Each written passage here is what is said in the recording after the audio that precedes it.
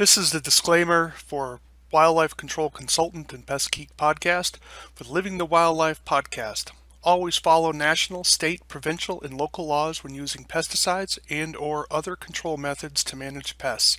Wildlife Control Consultant, LLC, Pest Geek Podcast, Living the Wildlife Podcast, Stephen M. Vantassel, or their or his affiliates are not responsible for followers' use of the information provided here.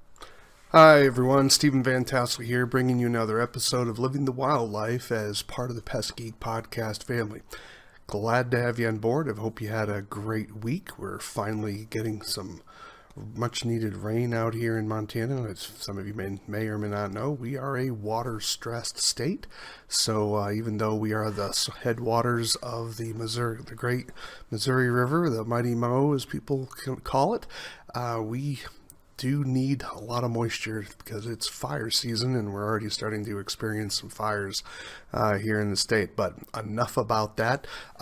Do take a few moments, if you would, to subscribe to the podcast. So you make sure that you're going to ring the bell so that you make sure that you get notified of upcoming broadcasts. Also, I tend to publish about once a week, so that typically comes out on a Friday or a Saturday, depending on when Franklin gets it out the door. You can reach me at wildlifecontrolconsultant@gmail.com. That's wildlifecontrolconsultant@gmail.com. And love to hear from you. Ideas for shows. Perhaps you want to be interviewed. Maybe there's someone you want me to have on the podcast. Would love to have that type of information. So definitely reach out to me. I would love to reach out to them and get your comments about the show as well. All right. Well, this week I wanted to talk a little bit about a book that I recently read. Let me kind of pull it up so you can see it a little bit easier here. Let me get my slideshow here. Not going to be a lot of slides today, but this is a particular resource. As many of you know, I am very passionate about inspection. And so particularly, of course, wildlife damage inspection. And how do we identify and find sign of animals so that it can help us make sure that we're doing control over the right species? You may or may not know that I've published a book called the Wildlife Damage Inspection Handbook, which is now at its third edition, and I'm working slowly on a fourth. Will be coming out, who knows how many years hence, but I continue to gather information to try to improve its breadth as well as its depth. And there comes a point, as many of you I'm sure already know within your wildlife control business, that it takes an incredible amount of energy to get that last technical piece of information. Some of you may have heard of it as the 80-20 rule. In other words, it takes perhaps 20% of your energy to consume to get 80% of the information. But then it's going to take you 80% of your time to get that last 20%. That's the difference between a professional and someone who is just sort of a hack, or just someone who is just going to be ordinary. Maybe hack is a little bit too harsh of a term there. And this is something that I think a lot of people within the wildlife control industry just don't quite understand. They may understand it intuitively, but they don't understand it practically, or perhaps in a really concrete, really know that they know it manner. And so this is a difficult thing, because many people will say, hey, I've been in business for 20 years, and you get a lot of experience, you get a lot of knowledge. The problem is that it's always going to be from your perspective. This is what training sometimes forces you to confront. It forces you to confront information packaged and organized in a different way than your own. Now, it doesn't necessarily mean it's going to revolutionize your your business. It doesn't mean it's going to put a pile of money in your pocket. I'm not suggesting that at all. What I'm suggesting is that there comes a point in your wildlife control career that in order for you to break through and to expand your knowledge base in a fundamental way, you have got to reach outside of your own experience to learn from someone else. Now, that may occur inside of a classroom situation, that may occur through a podcast, but it can also occur through videos and through books, because these materials will force you to see information packaged in a different way. It also means that sometimes you have to reach outside of your discipline to see how other people gather information. So this is why, whenever I'm doing presentations, part of it, I should say, when I'm doing presentations and I'm reading the literature. Why am I reading the literature? Well, because I am not in the field to the same extent that many of you are going to be in the field. So I have got to read the literature to see what other people, I'm having to talk about sometimes animals that don't even occur where I've lived. So in order for me, like when I had a presentation recently on alligators, on alligator euthanasia, I've never killed an alligator. We don't have alligators where I've lived and worked. So you have to read outside. But you also have opportunities to read outside of your discipline to see if there's insights and techniques and principles that you can then incorporate into your business. Let me kind of be blunt about this. If you're going to get a competitive advantage over your competition, you have got to be doing something different than your competition. The only way you are going to be a category killer within your particular field is by doing it differently than someone else. Now, you can do that differently in a variety of ways. You can do that through being faster, but that just means you're using the same methodology as your compatriot, as your competitor, but you're just doing it faster. Think of it like a carpenter. One carpenter hits a nail a minute. Maybe you're hitting that same nail in 45 seconds. Okay, you have a competitive advantage over your competing carpenter. You can hit that nail within 45 seconds, but you're not doing anything fundamentally different. What if you're a carpenter who is not needing to hammer the nail? Now, how much faster can you work? Well, the same thing applies when it comes to wildlife control.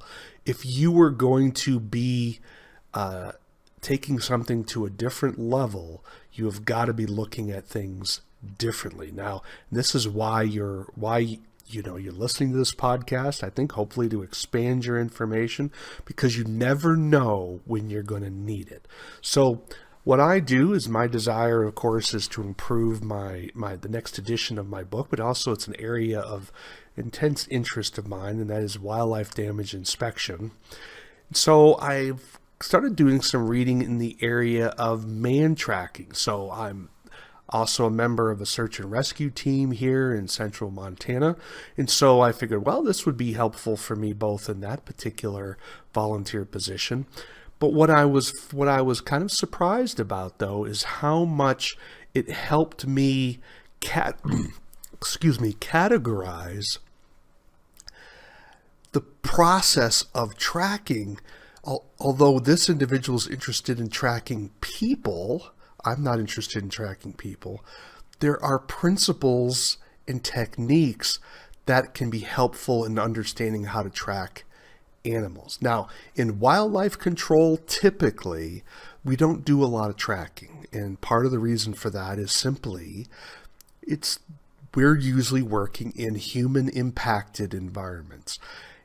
And there's too much concrete, there's too much asphalt, the ground is often too hard to leave much of a track. So while understanding tracking is important and valuable, if push comes to shove, you would be better off learning how to identify scat in other techniques rather than learning how to track. This is why my particular book, the Wildlife Damage Inspection Handbook, maybe I should pull that up here. Here it is. The Wildlife Damage Inspection Handbook. I spend very little time in the book on tracking because of that problem that we have in urbanized and human impacted areas. It's just too hard to find a track. So you're looking for other evidence for animal presence. Plus, there are some wonderful books on wildlife tracks. I've mentioned Elbroch's book, for instance. Anything by Elbroch, that's Elbroch, anything by him is worth buying, in my opinion. So you want to do mammal tracking, Elbroch is your guy, and I was really pleased to see he's come out with a second edition of his mammal tracking book. It's not a complete revision, so he hasn't revised everything in his previous volume. My understanding is, and I haven't had a chance to read it, I just picked it up the other day, is that he has sort of added some new material, and so you may still want to get the first edition. And so I'll have to kind of do a podcast maybe in the future and try to do a little comparison contrast between his second edition and his first edition. My suspicion is that while the second edition substantially updates his first edition, there's still going to be value in that first edition, but I can't prove that at the moment.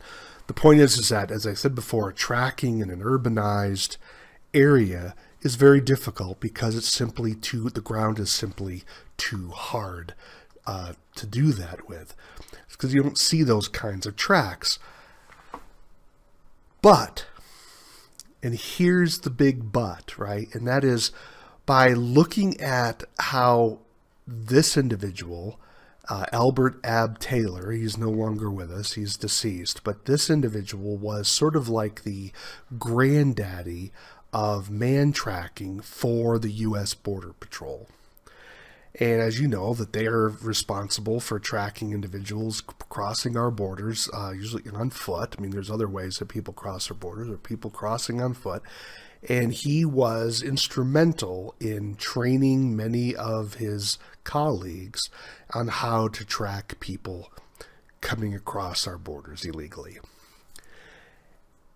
But he also, of course, did things that were for search and rescue. So the principles are related. In other words, so in one situation, you're tracking someone who doesn't want to be found.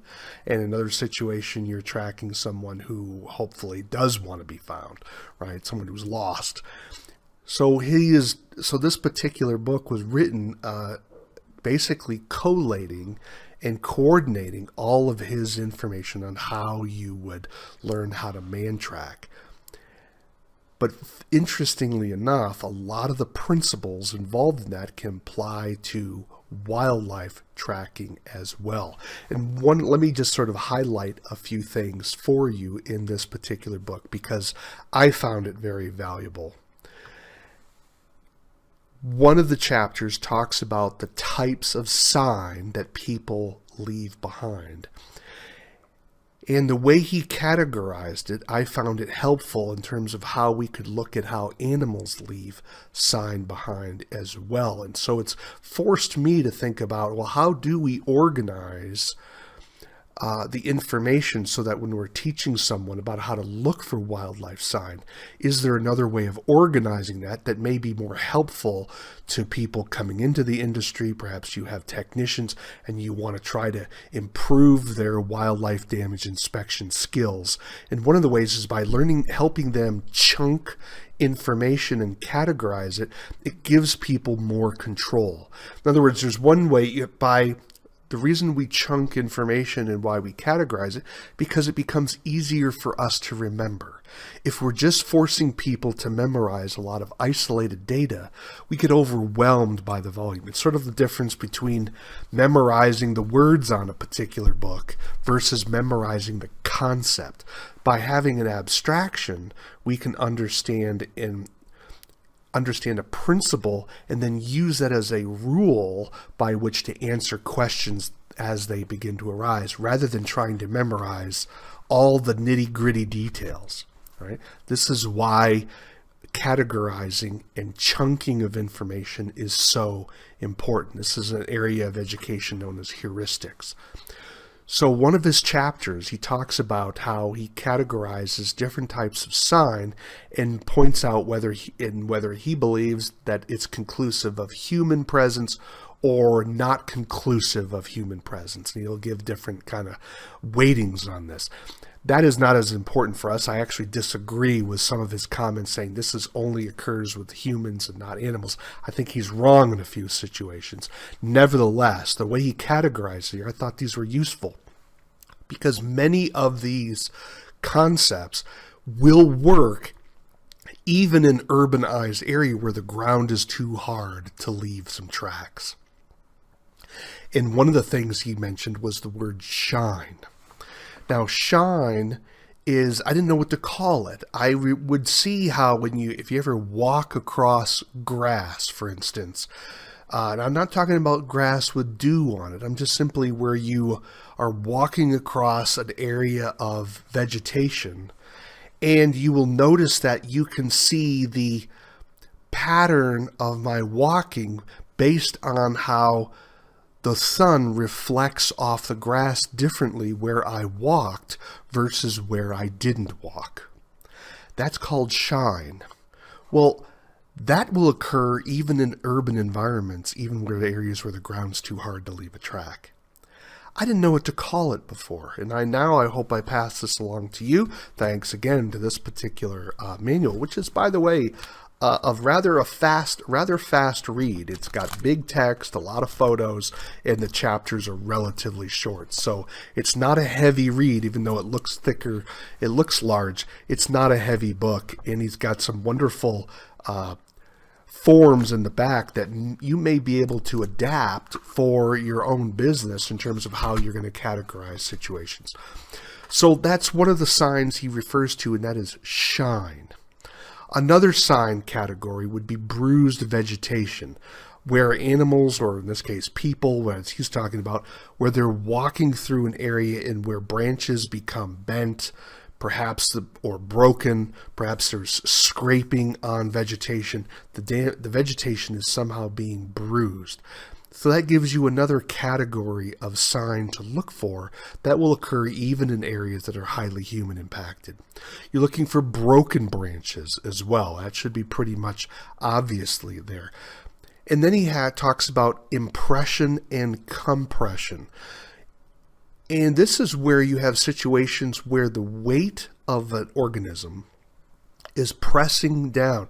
Like, for example, you may have a pebble that when an animal walks on it, the weight of the animal on the pebble puts an impression into the soil. Or perhaps a stick is now being impressed in the soil. Or you may see that stick that was maybe impressed, you sometimes after a rainfall where you see the soil sometimes will gather around sticks. You may see in another situation where the stick has now been dislodged from that particular location, and so now you just see the groove where the stick used to be. That's an example of a dislodged material. And then lastly, mentioning the issue of transfer. We see this all the time, of course, with raccoons, smudge marks, as the raccoon is picking up soil, often on the palms and the palms of their feet, and then they will transfer that to the downspout, or as they're climbing up a building. That's an example of transfer. Now, none of this is, I would suspect, is going to be earth-shattering for you in your particular business. That's not the point. The point is I would think that as these categories of sign can be helpful as when you're looking for information in someone's backyard, on their property, it gives you a way to tick through your head and say, all right, am I looking for shine? Am I looking for bruised vegetation? How are the skunks approaching this particular yard? Am I able to get there early enough in the morning to perhaps see tracks through dew, for instance? And if I can't see that, am I able to see where the skunk may have approached the property because of shine, for instance? But if you don't have the concept, it's going to be hard for you to look at it, because in philosophy, we learn the concept meaning that the theory tells you what you can perceive. In other words, you have to have a framework, a paradigm, if you would, a grid in order to perceive the information that you're getting. Otherwise, we're getting impacted with so much data that if we don't have a structure by which to organize that data, we just simply lose it. And that is one of the beautiful advantages of looking at things from a man-tracking perspective. Now, I don't make any money on this book, okay? So I'm just simply suggesting that I'm giving you a highlight of one area that can be rather helpful for you. Let me give you one more element of this particular book. And again, I'm not suggesting that this book is going to change your career and is going to make you a ton of money. I'm not suggesting that at all. What I'm suggesting is that sometimes when we're reading a book, there may be one chapter, there may be one idea. I was speaking to a gentleman named Alan Hewitt. He was the past owner of Wildlife Control Supplies and certainly a major figure in the founding of the wildlife control industry. And he made a comment to me one time, which I thought was rather insightful. And he said, I read a business book and I'll pay the $20, it's probably $25 today, of course. If I can get one idea out of that book, it was worth the money. And I'm a reader, so he didn't have to convince me to read, but what I was surprised at is someone who is such a successful business person as himself, that his standard was that low. Now, I'm not saying that in a negative sense. What I'm suggesting is that he understood the power of one good idea. And for him, that was often worth the $20 or so in cash he had to pay to buy the book, but also the time it took him to read it. So, in other words, I'm not suggesting he's supporting this book, and I'm not suggesting it at all. My point is that, let's say he's reading a book, and this book here cost, what did this one cost? Oh, I think it was $15. One idea in a book of over 200 pages was worth what that would have been worth it for him. Now, I got more than one idea out of this, so that means this book's a lot. But I think that's important. It also shows how much he values and understands how important a good idea can be. And as you get more and more training within the field of wildlife control, it gets harder and harder and harder to find that one idea, because you're reading something like, well, I've already seen that. But you may say, I'm wasting my time. My answer to that is no, you're not wasting your time, because you're still getting the reinforcement of the fundamentals.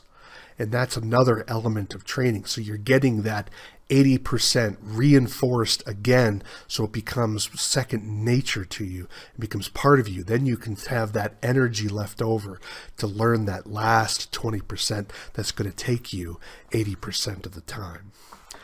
Well, let me conclude talking about this book where we talked about the role of evidence.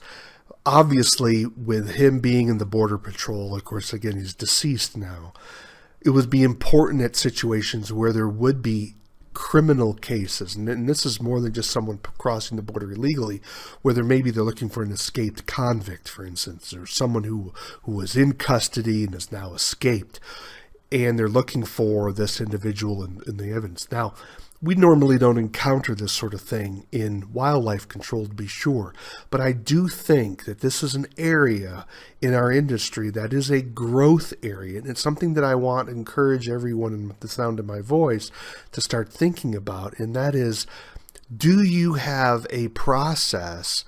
How do you understand the role of evidence? Because you may be involved in some court cases down the road where people are suing maybe a competitor of yours, where you've been hired to clean up the mess that they've created, and there may be evidence necessary to be brought into the civil case. It may not be criminal, but you're still going to have some evidence that's going to hold up in court. Do you have a process and understanding of how that data and information is to be collected so that it will be accepted in a courtroom? Now, I think that's going to be a topic for a future podcast where we're going to just sort of maybe discuss that in a little more depth. Maybe I can find someone that I can do an interview with. But it's something that we need to be thinking about as an industry, because as you know, lawyers are always looking to expand their markets, and sooner or later we're going to be identified as a potential market. Certainly the pest control industry has its fair share of individuals, typically in high class cases such as termites and where there's high dollars involved. But you saw, some of you may have been encountered issues where 5-7 years ago where there was a lot of lawsuits over bed bugs, and where cities and towns actually made landlords responsible for managing bed bugs within the properties that they owned. Now, we haven't seen that kind of pressure brought to bear in terms of vertebrate or wildlife control yet, but it's possible that some of us could encounter that, particularly those of you who live on the coast, where they tend to be a little bit more aggressive on regulation than other parts of the country. So this is another aspect of where this particular book was going to be helpful in terms of framing and understanding how data and information and evidence was going to be collected and maintained, and how you can converse with it, so that this is something for us to be thinking more deeply about for our own particular business. Well, I think that's going to be enough for today. I hope that you found that a little bit helpful, if not challenging. Again, the book is called The Fundamentals of Mantracking, the Step-by-Step Method, an Essential Primer for Search and Rescue Trackers by Albert Ab Taylor and Donald C. Cooper. Donald C. Cooper was the author, and again, this was a revised and updated edition, includes full-color photographs. And it was published, or maybe I should say revised and published again in 2014. So it's not that old. But again, the concepts are relatively timeless, and I think you'll find that to be helpful if you're interested in the area of tracking. Perhaps some of you are involved in search and rescue yourself. Is it a primary book? No, but it's something that definitely will shape your perspective and understanding of how you're looking for wildlife sign. Hope you've enjoyed this. Hope you find it interesting. Do drop me a line. Tell me what you think. You can reach me at wildlifecontrolconsultant@gmail.com. wildlifecontrolconsultant@gmail.com. Would love to hear from you. Again, you've been listening to Living the Wildlife as part of the Pest Geek podcast family. Do take a few moments, subscribe to the channel. Join us on Facebook if you wish. You can join us on the Revolution on Facebook with our Facebook group under Pest Geek Podcast. We'd love to have you there. Share your ideas, share your triumphs, share the challenges that you have. It's a community where we share and learn from one another, and we'd be glad to have you there. Just sort of log in and try to join the group. We'll be glad to have you on board. Again, you've been listening to Living the Wildlife. And why do we call it Living the Wildlife? Well, we call it Living the Wildlife because we want you to live the wildlife, not be the wildlife. Take care, everybody.